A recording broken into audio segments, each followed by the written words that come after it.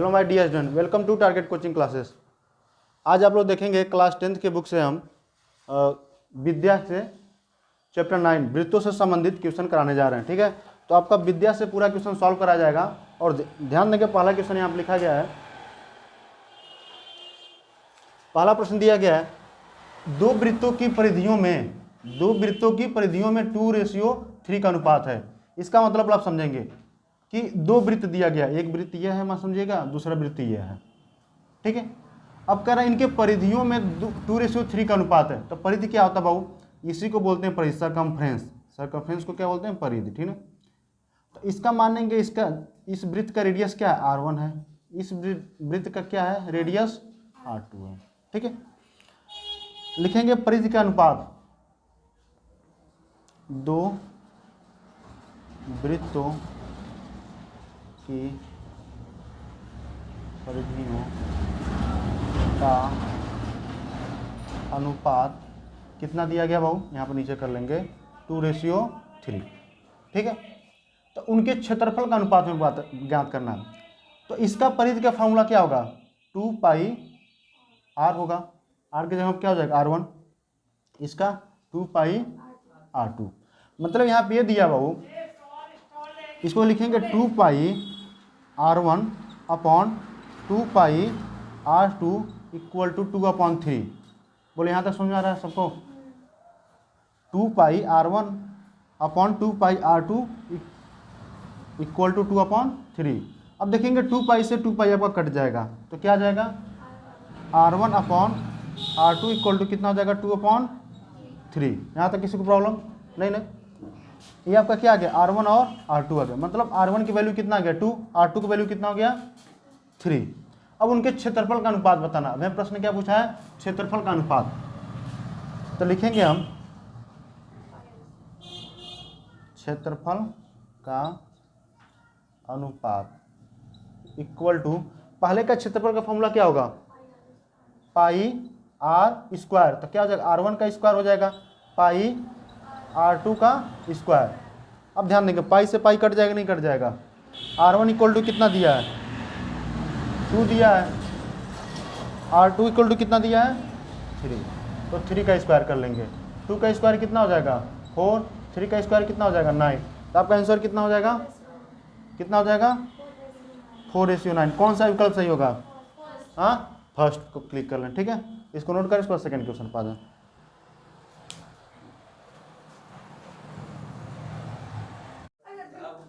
ठीक है, वो देखें क्वेश्चन नंबर 2। एक अर्धवृत्ताकार चांद का परिमाप 72 सेंटीमीटर है। अब ध्यान समझेंगे, आपके पास चांद है क्या? किसी के पास? हाँ, निकाल दें बहुत जल्दी।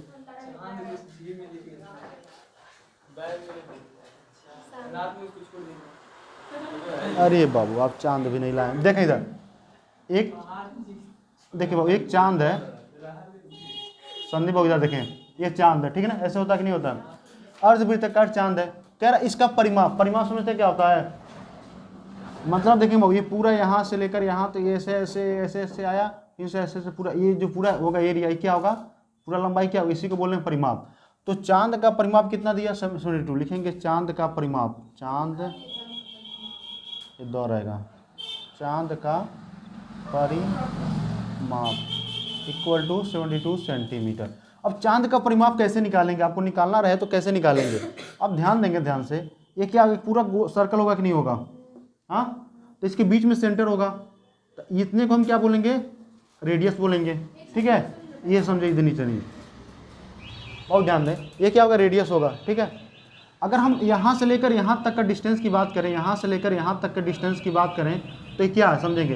अगर पूरे गोले का निकालते तो कितना निकालते? 2πr होता। अब बस यहाँ से यहाँ तक का क्या होगा? आधा होगा ना, तो 2πr/2, मतलब यहाँ से यहाँ तक की लंबाई 2πr/2, मतलब πr हो गया। ठीक है, प्लस, अब देखेंगे r ये है, तो क्या हो जाएगा?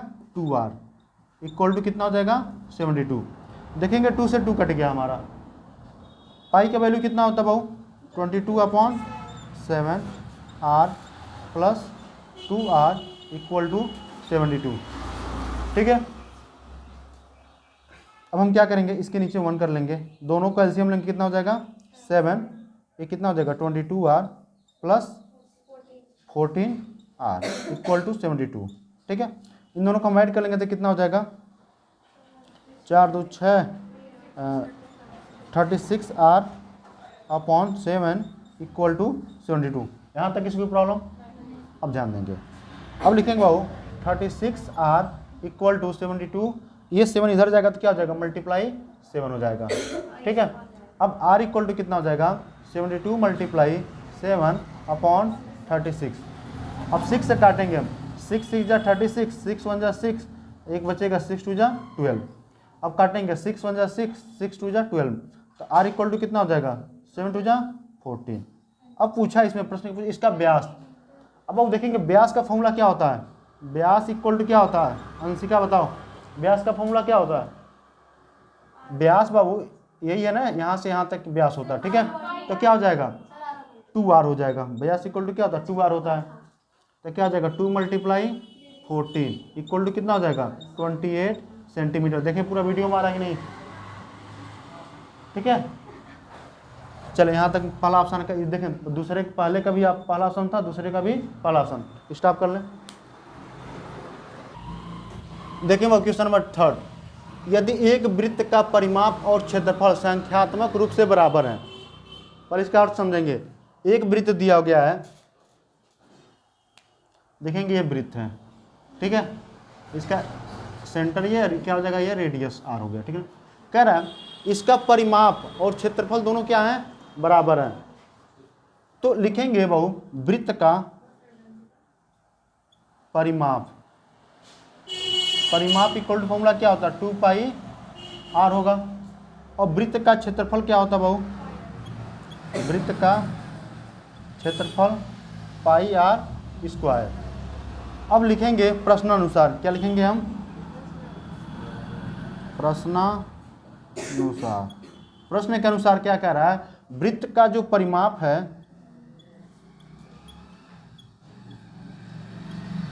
बराबर है वृत्त का क्षेत्रफल।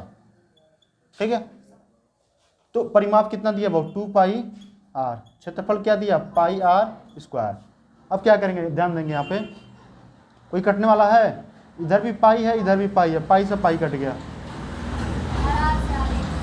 अब देखेंगे यहाँ पे 2R equal to R square बचा। R स्क्वायर का मतलब क्या हो गया, R R 2 बार है। ठीक है, तो एक R से एक R कट गया कि नहीं कट गया, तो R इक्वल टू कितना हो गया आपका, 2। R इक्वल टू क्या हो गया, 2, ये मतलब 2 मात्रक हो जाएगा। तो कौन सा ऑप्शन दिया गया है, सबका पहला ही जा रहा सही। ठीक है, नोट कर लें। देखें क्वेश्चन नंबर 4, कह रहा है 64 सेंटीमीटर स्क्वायर क्षेत्रफल वाले एक वर्ग। तो सबसे पहले ध्यान देंगे क्या दिया है, 64 सेंटीमीटर क्षेत्रफल वाले एक वर्ग। तो सबसे पहले एक वर्ग बना लेंगे। वर्ग का शेप कैसा होता है, गोल। बहु वृत्त का मतलब होता है गोल, ठीक है, और वर्ग का मतलब होता है स्क्वायर। वर्ग का मतलब क्या होता है, स्क्वायर। इतना तो लोग जाने हिंदी इंग्लिश में। अब देखो ये वर्ग हो गया। वर्ग की प्रॉपर्टी क्या होती है, इसके आल साइड क्या होते हैं, इक्वल होते हैं। अब लिखेंगे वर्ग का क्षेत्रफल, क्या दिया, वर्ग का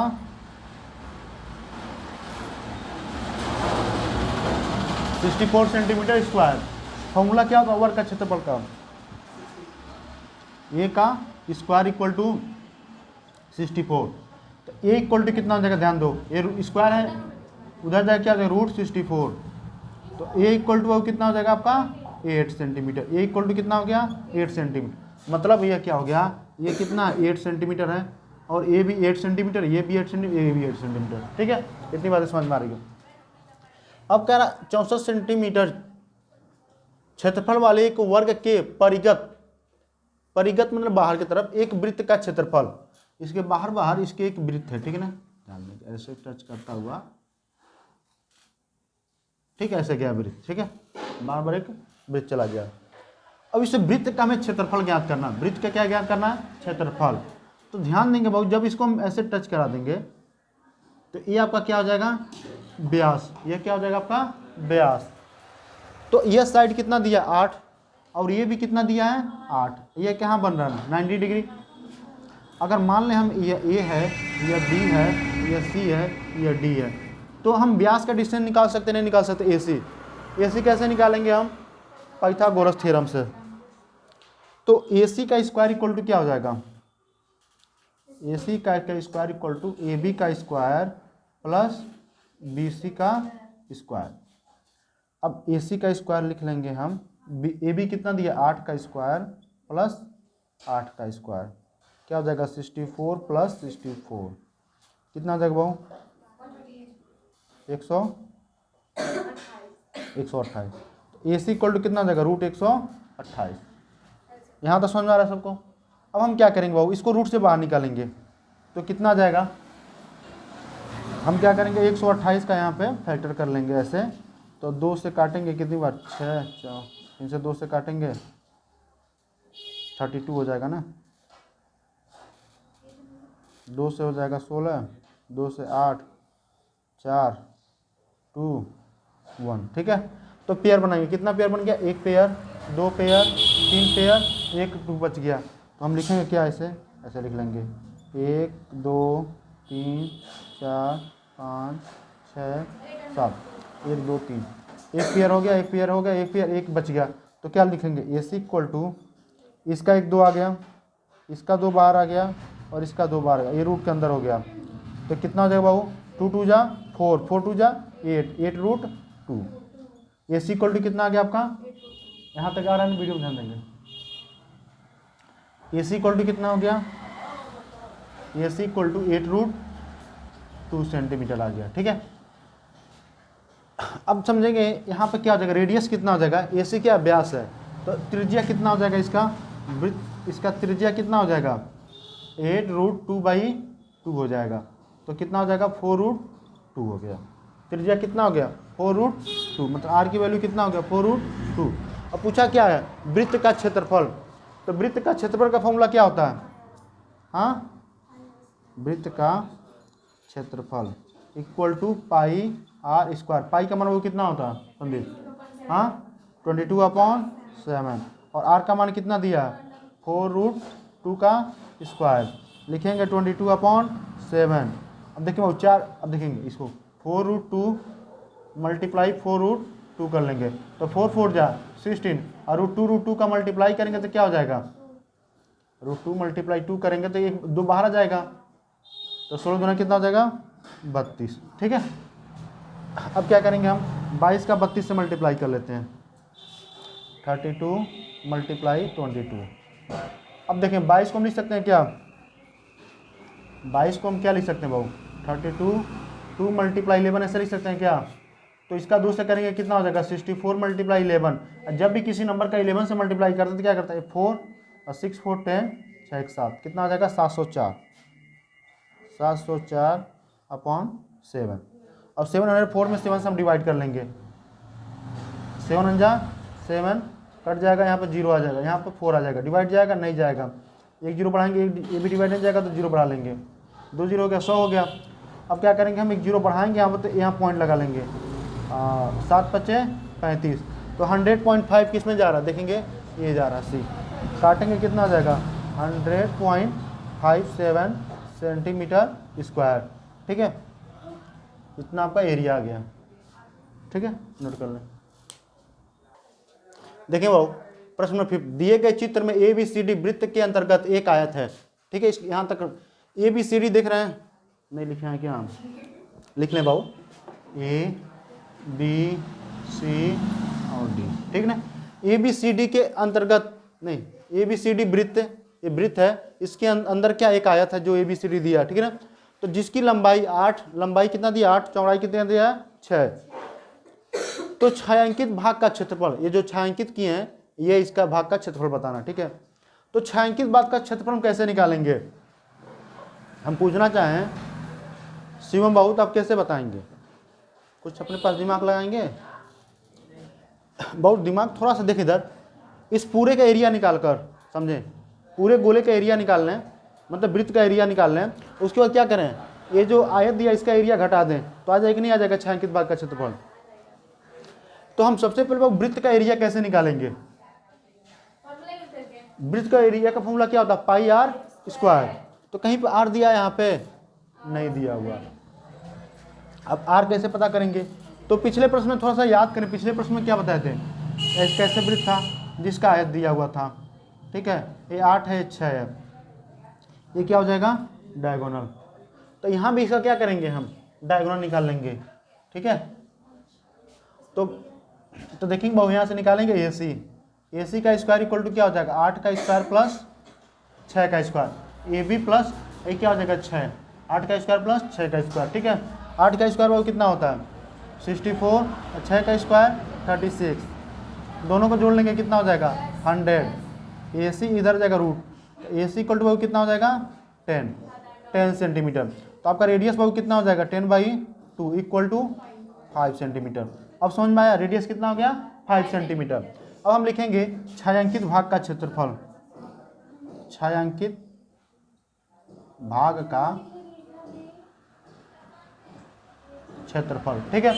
अब ध्यान देंगे बाबू, ये विद्या में जो क्वेश्चन कराएगा उसमें डायरेक्ट 5 लिख दिया गया, ठीक है, उसमें कहीं बताया नहीं गया है। विद्या का जो विद्या है 2022 वाला विद्या से हम क्वेश्चन करा रहे हैं, ध्यान देंगे इधर। छायांकित भाग का क्षेत्रफल वो क्या हो जाएगा, पहले पूरा वृत्त का क्षेत्रफल क्या निकालेंगे हम, वृत्त का क्षेत्रफल माइनस आयत का क्षेत्रफल। वृत्त का क्षेत्रफल क्या होता है पाई आर स्क्वायर, आयत का क्षेत्रफल लंबाई गुणे चौड़ाई। तो पाई का मान कितना दिया भाव 3.14 पुट कर लेंगे, 3.14, आर का मान 5 का square, L equal to 8, B equal to 6, तो कितना हो जाएगा 3.14 मल्टीप्लाई 5 का स्क्वायर कितना हो जाएगा 25, 8 6 के 48। अब वो 25 में इसका मल्टीप्लाई कर लेंगे तो कितना हो जाएगा ये। अब ध्यान देंगे किसी भी नंबर में 25 से मल्टीप्लाई करना उसमें 4 से डिवाइड कर लेते हैं, तो 4 6 के 4 से 28 आ जाएगा 3,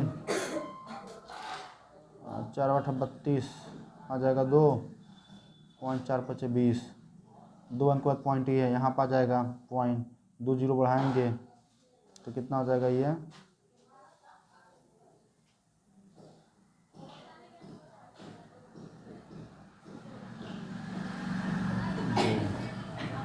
एक मिनट देखना इसको, मल्टीप्लाई कर लो 3.14 मल्टीप्लाई 25 कितना हो जाएगा 20, हाँ 78.5 माइनस 48, ठीक है।